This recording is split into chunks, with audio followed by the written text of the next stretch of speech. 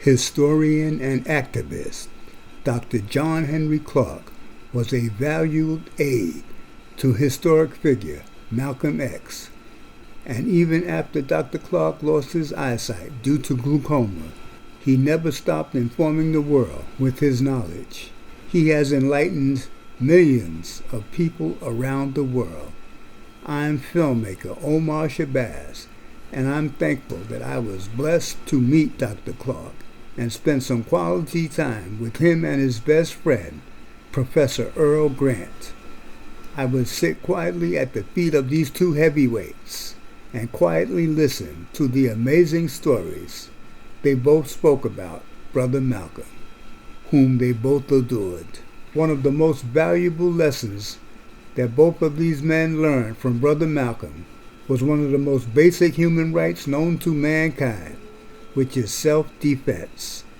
Malcolm knew that the ownership of at least a rifle was essential for any exploited people to own. And this is the central theme of my short story, filmmaker Omar Shabazz. Can you speak about the incident that happened with Dr. Henry Clarke? Can you speak up and say that again? Can you speak about the incident that happened with Dr. John Henry Clarke? Oh, yes. There was an incident that happened with Dr. John Henry Clarke, the world-renowned professor, the scholar, the historian. One late night, I got a phone call. It was like 2 a.m. A brother called me that I was well acquainted with, a brother I was tight with. He called me and said, Omar, can you do me a favor? I said, yeah, brother, what's the problem? He said that we have to go to Dr. John Henry Clarke's house, his brownstone in Harlem on Convent Avenue. I said, yeah, what's the issue? What's the story? He said that Dr. John Henry Clarke's wife is afraid that he's going to shoot her with a rifle. I'm like, what? He said, yeah. He said ever since he lost his eyesight, he reaches for his rifle over every little sound he hears. He's very nervous, and of course she's nervous because he reaches for his rifle in the dark and he starts pointing his rifle all over the place where he thinks the sound source came from. So he said, we have to go get the rifle and take it away from Dr. John Henry Clarke. I said, what? I said, well, he's not going to give up his rifle.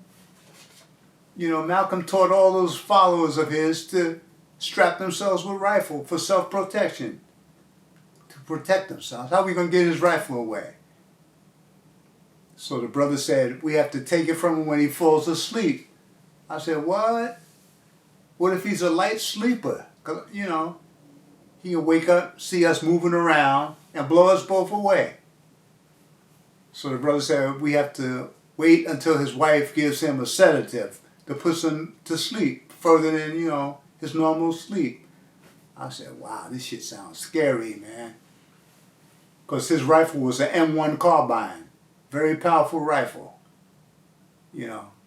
So he said, yeah, we have to wait till he falls asleep, and then we got to go do it. I said, what, we got to do this tonight?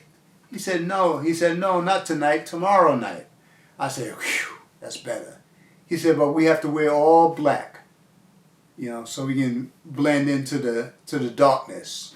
So if he wakes up, you know, we won't be that visible. I said, okay, brother.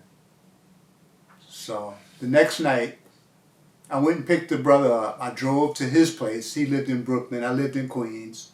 I drove to his place to pick him up. Then we drove to Dr. Clarke's house. And when we got to the house, the wife answered the door.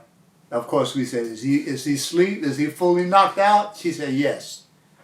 So we had to tiptoe into the house like ninjas. We had to be very quiet. We got to his room. He was laying in the bed. He looked like he was knocked out. His rifle was right next to him. We had to take the rifle away slowly. Don't forget, we got to be super quiet.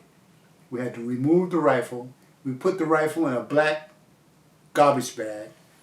We slowly walked out, and we went back to my car, and we drove off. I don't know what the outcome was. I don't know what the follow-up story was, Because after that, I didn't ask any more questions. I don't know if he woke up angry at his wife. She had to explain to him what. I don't know how that went. But we safely got the rifle away. She was afraid she was going to get shot. So that was the end of that. That's the end of that story.